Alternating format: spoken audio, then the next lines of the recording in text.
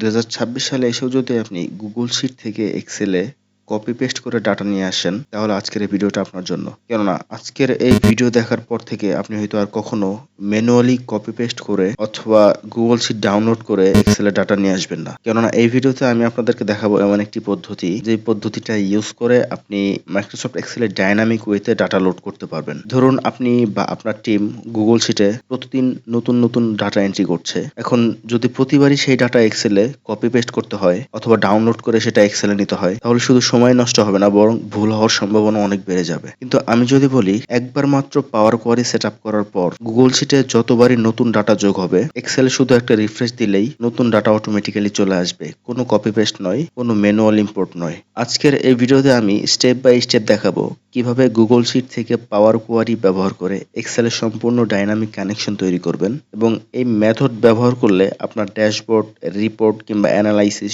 সব সময় থাকবে আপডেট। তো ভিডিওটা একদম শেষ পর্যন্ত দেখুন, কারণ শেষের দিকে আমি আপনাদের এমন একটি ট্রিক দেখাবো যেটা ব্যবহার করলে আপনি ইন ফিউচারে আপনার গুগল শিটের মধ্যে যত ডাটাই আপডেট করেন না কেন, জাস্ট আপনি যদি আপনার ডেস্কটপে থাকা এক্সেল ফাইলটা ওপেন করেন, পুরো ডাটাটা ডাইনামিকলি আপডেট হয়ে যাবে। আপনাকে কিছুই করতে হবে না, আপনি জাস্ট গুগল শিটে ডাটা আপডেট করবেন এবং আপনি যখনই ডেস্কটপে থাকা এক্সেলটা ওপেন করবেন, দেখতে পারবেন যে সবকিছু আপ টু ডেট পর্যন্ত আপনার গুগল শিটে যতটুকু ডাটা রয়েছে ঠিক ততটুকুনি আপনার ডেস্কটপে অটোমেটিক্যালি চলে আসবে। তো এই পুরো প্রসেসটা শিখতে অবশ্যই ভিডিওটা শেষ পর্যন্ত কন্টিনিউ করবেন। আর ভিডিওটা শুরু করার আগে একটা মেসেজ দিয়ে রাখি, যারা এখনো আমাদের এই চ্যানেলটা সাবস্ক্রাইব করেননি, অবশ্যই সাবস্ক্রাইব করে বেল আইকনটাকে অন করে দিবেন। তো আর দেরি না করে চলুন ক্লাসটা শুরু করা যাক। তো এই ভিডিওর জন্য আমি আমার গুগল শিটের এই ডাটাটাকে ইউজ করব। আপনি যে কোনো ডাটাই লোড করতে পারেন, হোয়াটএভার, কোনো সমস্যা নেই।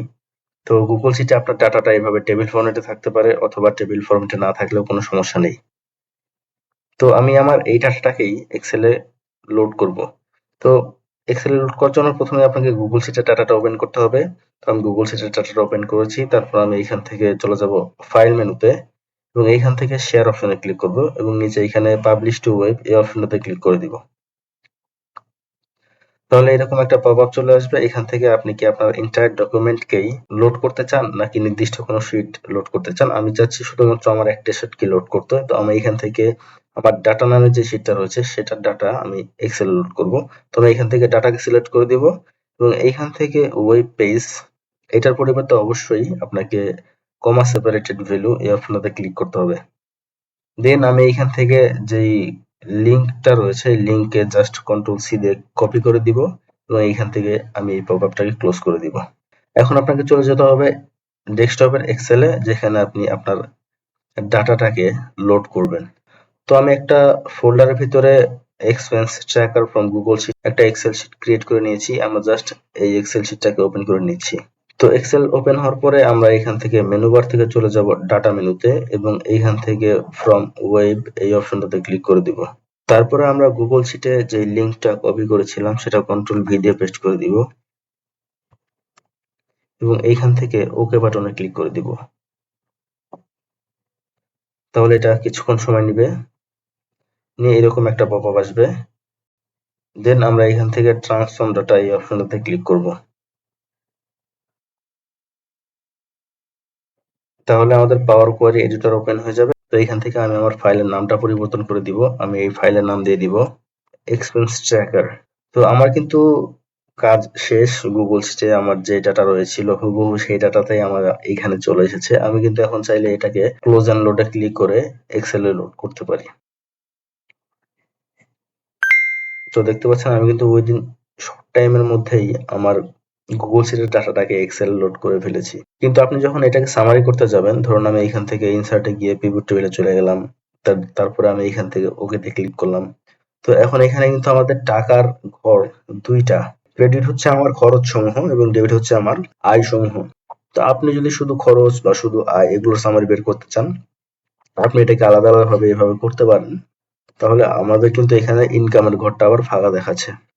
তো ডেবিট এবং ক্রেডিট কেন ইউজ করা হয়? ডেবিট এবং ক্রেডিট যারা মূলত অ্যাকাউন্টিং এর স্টুডেন্ট বা অ্যাকাউন্টিং রিলেটেড কাজ করে থাকেন তারা খুব ভালো বুঝেন যে ডেবিট অ্যামাউন্ট হচ্ছে আপনার কাছে যেটা এসেছে বা বৃদ্ধি পেয়েছে, ক্রেডিট হচ্ছে আপনার কাছ থেকে যেটা চলে গেছে বা হ্রাস পেয়েছে, এইরকমটা বোঝানো হয়। তো এই দুইটা কলামকে আমাদের মার্জ করতে হবে। অর্থাৎ দেখতে পাচ্ছেন প্রত্যেকটা ইনকাম আমার ডেবিট এবং প্রত্যেকটা কস্ট আমার ক্রেডিট পাশে রয়েছে। তো এই কলামকে আমার মার্জ করে যেগুলো ডেবিট রয়েছে সেগুলোকে প্লাস ভ্যালু এবং যেগুলো ক্রেডিট রয়েছে সেগুলোকে মাইনাস ভ্যালু হিসেবে একটা টাকার কলামের ভেতর নিয়ে আসবে, তাহলে আমরা সেটাকে ইজিলি সামারি করতে পারবো। তো এটা হবে আমাদের পাওয়ার কোয়ারি এডিটরের ভেতর প্রবলেম সলভিং একটা টপিক। তো এক্সেলে যদি আপনি একবার ডাটা পাওয়ার কোয়ারির সাহায্যে লোড করে থাকেন তাহলে মেনু বার থেকে আপনি কোয়ারি নামে একটা মেনু পেয়ে যাবেন। এইখান থেকে কোয়ারিতে ক্লিক করবেন, দেন এইখান থেকে এডিটে ক্লিক করবেন, তাহলে আপনাদের পাওয়ার কোয়ারি এডিটরটা আবার ওপেন হয়ে যাবে।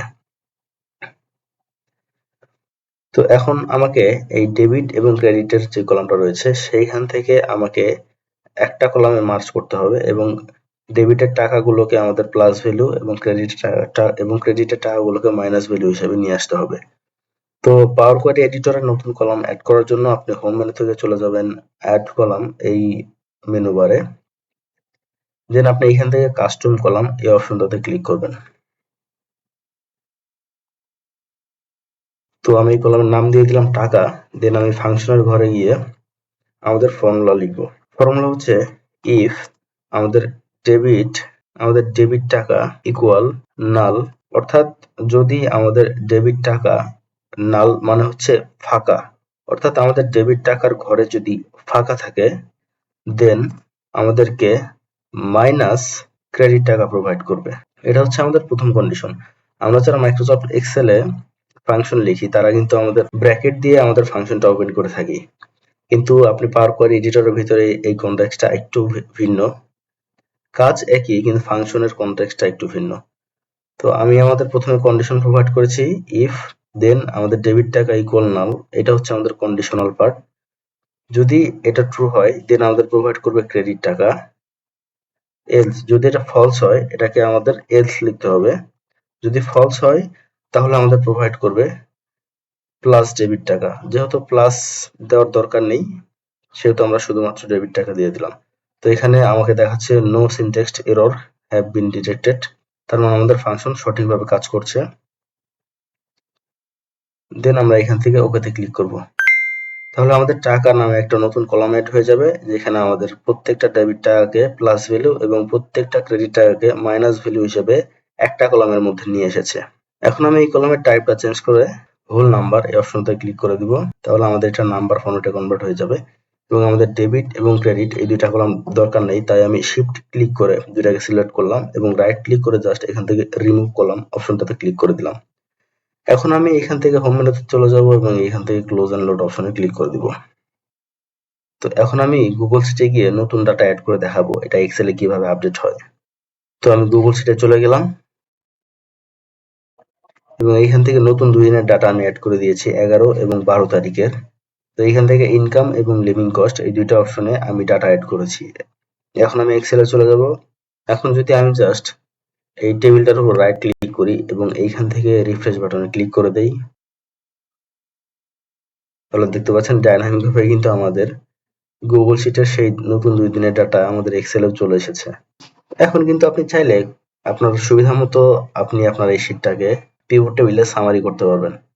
তো পিভট টেবিলের কিন্তু অলরেডি আমাদের অনেকগুলো ক্লাস রয়েছে। তো আপনি যদি পিভট টেবিলের ব্যবহার ভালোভাবে না জানেন তাহলে আমাদের সেই ক্লাসগুলো দেখে আসতে পারেন। তো এখন আমি আপনাদেরকে সেই ট্রিক্সটা দেখাবো, যে ট্রিক্সটা ইউজ করলে আপনাকে রিফ্রেশও দিতে হবে না। আপনি যখন এই ফাইলটা ওপেন করবেন সবকিছু আপনি ডায়নামিকলি আপডেট দেখতে পাবেন। অর্থাৎ গুগল শিটে আপনার যেই ডাটাই থাকবে আপ টু ডেট পর্যন্ত আপনি যতটুকুই আপডেট করা রয়েছে ততটুকুই আপনার এক্সেলে অটো চলে আসবে যখন আপনি ফাইলটা ওপেন করবেন।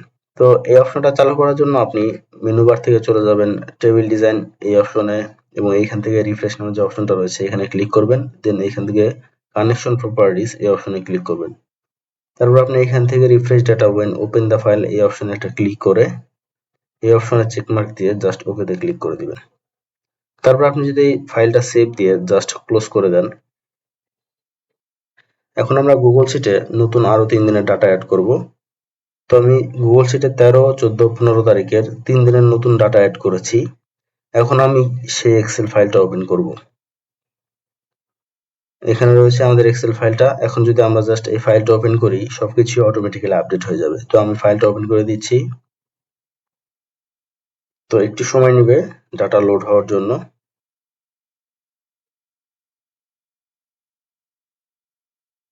ফাইনালি দেখতে পাচ্ছেন সাকসেসফুলি কিন্তু আমার 13, 14, 15 তারিখের ডাটা। জাস্ট আমি এক্সেল ফাইলটা ওপেন করেছি এবং সবকিছু কিন্তু ডাইনামিকলি আপডেট হয়ে গিয়েছে। আপনি চাইলে এই ফাইলটা দিয়ে যেকোনো ধরনের সামারি, ড্যাশবোর্ড বা রিপোর্ট অ্যানালাইসিস যেকোনো কিছু করতে পারেন। সবকিছু কিন্তু ডাইনামিকলি আপডেট হয়ে যাবে। তো আজকের ক্লাসের টপিকটা ছিল মূলত এটাই। তো আজকের এই ক্লাসটা যদি আপনাদের কাছে হেল্পফুল মনে হয়, ভিডিওতে অবশ্যই একটি লাইক দিবেন এবং পরবর্তীতে আপনারা মাইক্রোসফট এক্সেলের কোন বিষয়ে ভিডিও দেখতে আগ্রহী অবশ্যই কমেন্ট করে জানাবেন এবং আপনাদের যদি কোনো মতামত থাকে সেটাও কমেন্ট করে জানাতে পারেন এবং সামনে নতুন আরো ডিটেলস এবং advance data analyse related video পাওয়ার জন্য অবশ্যই চ্যানেলটাকে সাবস্ক্রাইব করুন। তো ভালো থাকবেন সবাই, দেখা হবে পরবর্তী ক্লাসে। আসসালামু আলাইকুম।